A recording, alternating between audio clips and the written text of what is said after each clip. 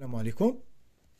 Dans cette vidéo, on va donner la solution de l'exercice 5 sur les applications linéaires. Donc, on prend une application linéaire de M2 de R vers M2 de R, donc c'est un endomorphisme. On définit cette application par, pour toute matrice de M2 de R, par F de A c'est égal à AM moins MA. Alors, notre variable, c'est la matrice A. Ce n'est pas le M. Le M, c'est une matrice constante. Donc, la variable, c'est A.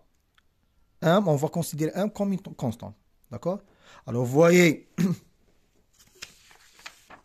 F, ça va être de M2 de R vers M2 de R, qui a A, vous lui associez cette quantité.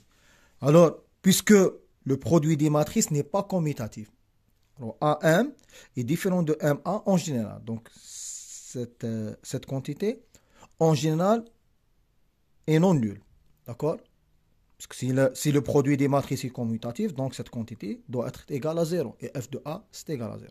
Par contre, le produit des matrices n'est pas toujours commutatif. Bon, la première question, c'est pour A égale A, B, C, D. On va calculer f de A. D'accord?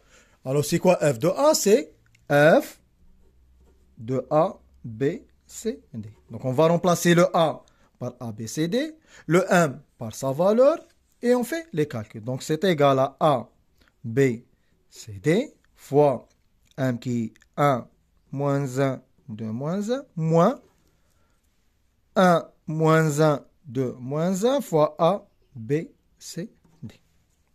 Donc, c'est égal. On va calculer ce produit, après on fait la soustraction. Donc, ligne fois colonne, donc ça va être égal à A plus 2B. Après, ligne fois colonne, ça va nous donner moins A moins B. Après, ligne fois colonne, ça va nous donner C plus 2D. Après, ligne fois colonne, ça va nous donner moins C moins D. Moins, on fait la même chose. Ligne fois colonne, ça va nous donner A moins C. Ligne fois colonne, ça va nous donner B moins D. Après, ligne fois colonne, ça va nous donner 2A moins C. D'accord? Et la dernière, c'est ligne fois colonne, c'est 2B moins D. C'est 2B moins D.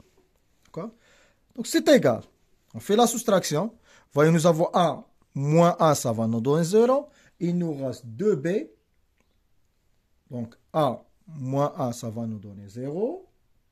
Il nous reste 2B plus C. Donc, là, c'est 2B plus C. Après, là, nous avons moins A moins B, moins B plus D. D'accord? Donc, ça va nous donner moins A. D'accord?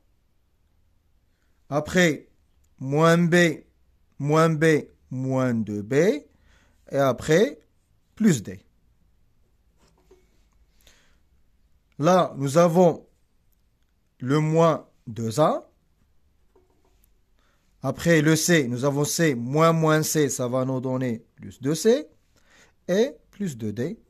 Et la dernière, nous avons 2B avec un signe moins, donc ça va nous donner moins 2B. Après, nous avons un C là, donc ça va nous donner moins C. Et moins D, moins D, ça va nous donner plus D, donc c'est moins 2B plus C. Ça, c'est F de A, B, C. La deuxième question, c'est déterminer le noyau et l'image de F. Donc, on va commencer par le cœur de F. Donc, par définition, c'est l'image réciproque de 0, l'espace d'arrivée. Donc, c'est 0, 2. Donc, c'est égal, l'ensemble des matrices appartient à notre espace de départ, tel que F de A égale à 0. Donc, on va commencer par soit A égale A, B, C, D appartient à écrire de F.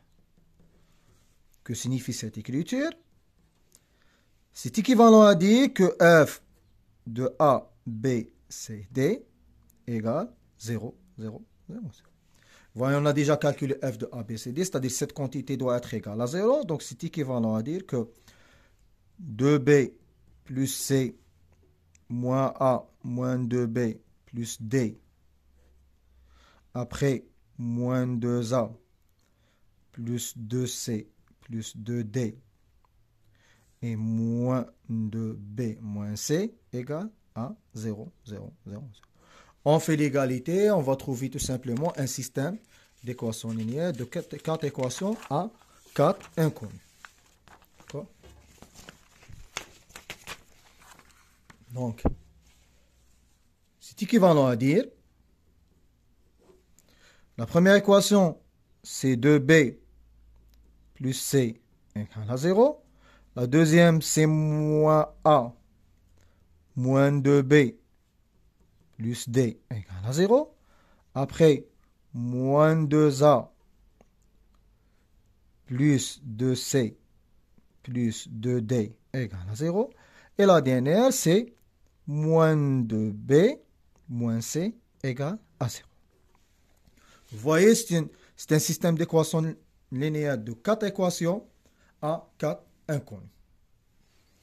Donc, vous voyez, la première et la dernière équation sont les mêmes. Donc, c'est équivalent à dire, on peut enlever l'une des deux équations.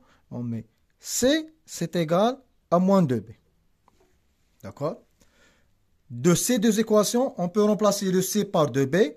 Donc, cette équation nous donne moins A moins 2B plus D égale à 0. Et cette équation nous donne moins 2A.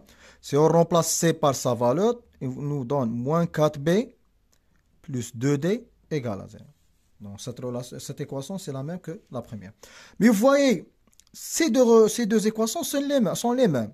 Alors il suffit de multiplier la première équation par 2 pour avoir cette équation. Donc on doit enlever l'une des deux équations. Il nous reste juste la première et la deuxième équation. Donc c'est équivalent à dire, sinon vous appliquez carrément la méthode de pivot de Gauss pour trouver les solutions. Donc C, c'est égal à moins 2B.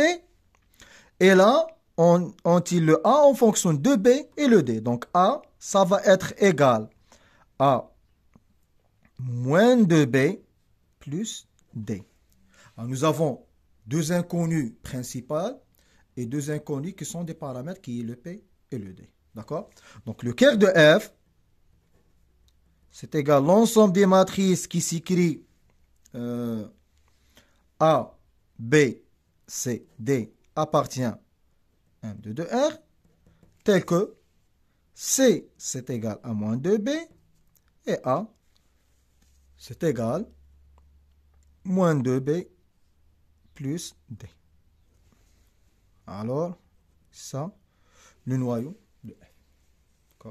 Maintenant, l'image de F.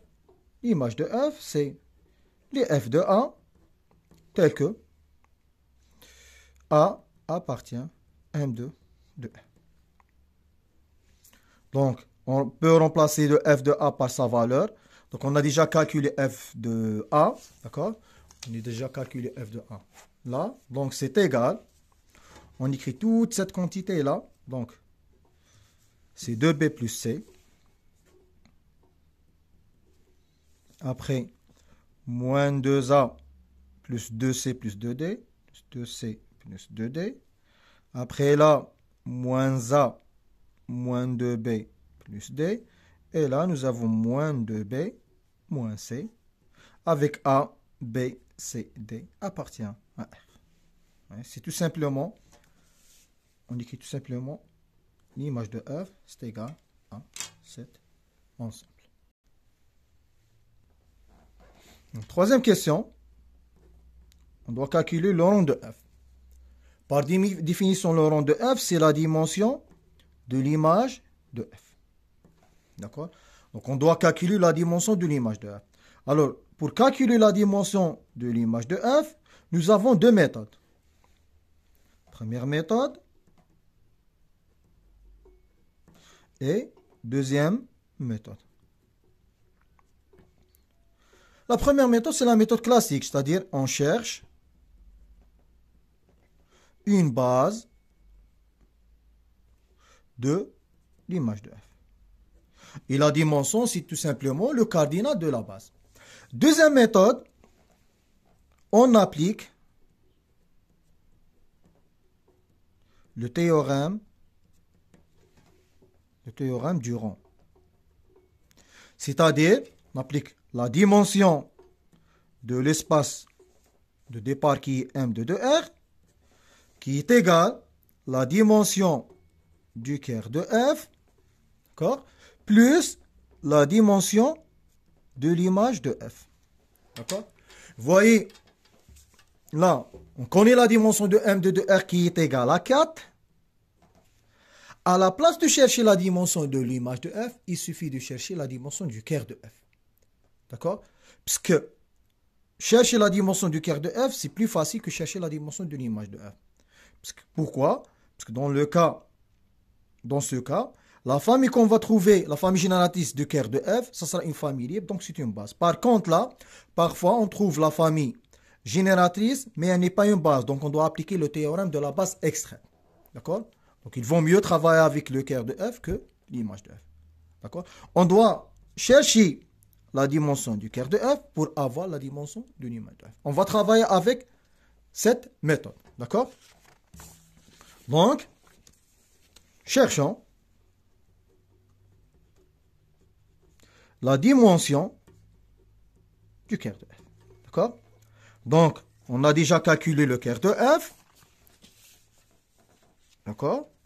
Maintenant, qu'est-ce qu'on va faire? On va appliquer la méthode de séparation des variables. Donc, cœur de F, on va changer l'écriture. Donc, on va remplacer le A par sa valeur. Donc, c'est moins 2B plus D. Après, le B reste tel qu'il est. Le C, c'est moins 2B. Et la dernière, c'est D. D'accord? Tel que B et D appartient à R. Après, on sépare les variables. Nous avons deux variables. Donc, le B, moins 2, 1, moins 2, 0, plus D fois 1, 0, 0, 1, tel que B, D appartient à R. Donc, on va noter par exemple cette matrice A1 et cette matrice A2. Donc, la famille A1, A2 est une famille génératrice de cœur de F. D'accord? Alors, cette famille contient deux éléments.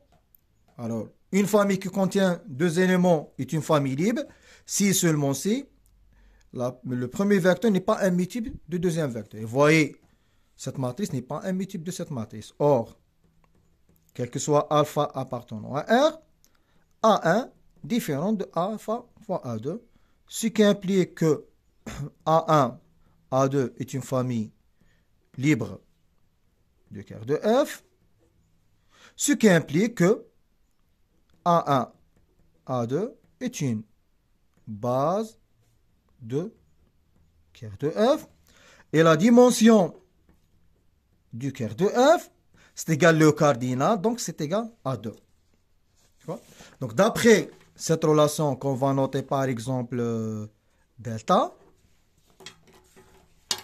donc d'après delta, nous avons la dimension de l'image de R, la dimension de M de R, c'est égal à 4.